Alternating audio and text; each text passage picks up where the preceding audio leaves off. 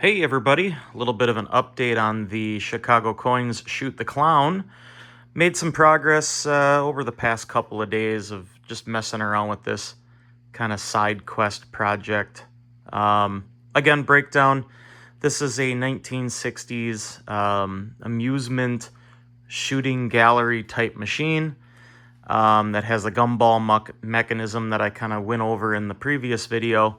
But this is more of an update on where I'm at currently on this. So I did get the target that was not registering, which was target number 2, which was the little yellow one in the upper left-hand corner. I got that to register, had to clean up a bunch of contacts and points and all the fun things that come with electromechanical machines. So now all of the targets and all the lights on that board are working properly at this point. That can change. Electromechanical machines have a tendency of throwing you curveballs. The gumball or marble hopper still needs to be disassembled, thoroughly cleaned, polished, re-greased, and then put back together. It has some stiff spots and it just doesn't cycle smoothly all the time, so that needs to be dealt with, mostly because if it does get hung up, the motor will stay energized and get very, very hot and could potentially burn up the motor. So that's kind of a need to get that done sooner than later, but I want to get the rest of the functions of this working correctly before I dive into that. And that's going to be the coin mechanism and the start button. None of that is currently working, and it has some very interesting bodge work that was done at some point. The wire that's supposed to go to the security coil, which is a coin reject coil, this was all bent out of shape and was locked out for whatever reason. It was probably because it wasn't accepting coins all the time, or maybe the coil's burnt out. I have to verify that. And if it is, I may end up just kind of bypassing it as well. But, and then the wires are all stripped off here for the coin switch itself. Does nothing when it's actually, when you flip it. So there's an issue there. And then the start switch, there was a extension cord ran from the wires back here to the front switch over here, and let's see, right up there, those are just twisted together, and so I need to rework all of that to get it back to being correctly set up the way that it would have been from the factory. Now, I did break down and I spent a little bit of money on getting a reproduction of the schematic for this machine. Electromechanical things, you can trace the wires.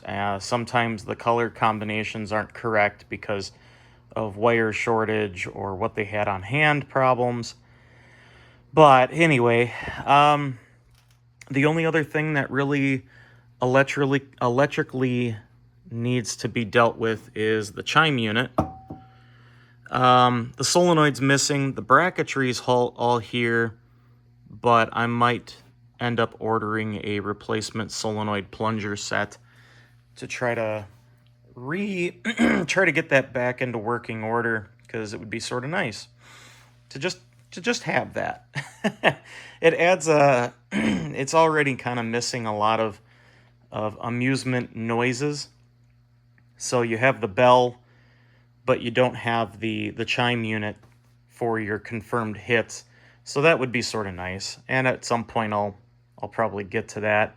That could be part of the reason electrically maybe that's connected in such a fashion that that's why the start and coin portion doesn't work. So until I get the schematic, I won't know. But let's have a look around the back side of the machine. And I'm still having to, of course, start this manually, but it is slowly making progress in the right direction. So everything resets and clears and does what it's supposed to, which is awesome. And I'll try my best to do a perfect game, but probably won't be. because I'm on video.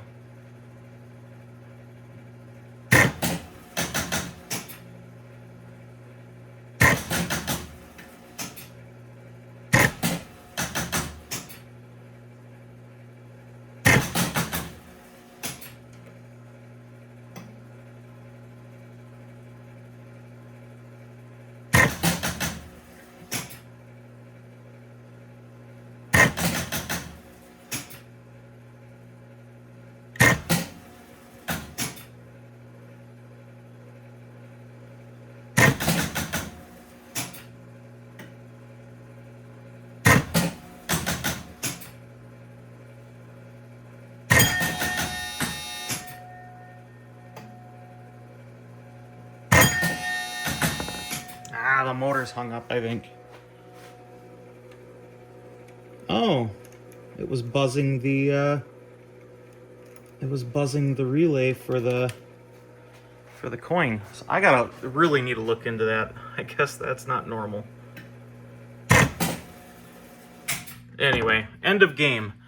So yeah, it didn't spit out any marbles because I had this wire jumped out of the way, which I assumed was across here, but I don't think that's right.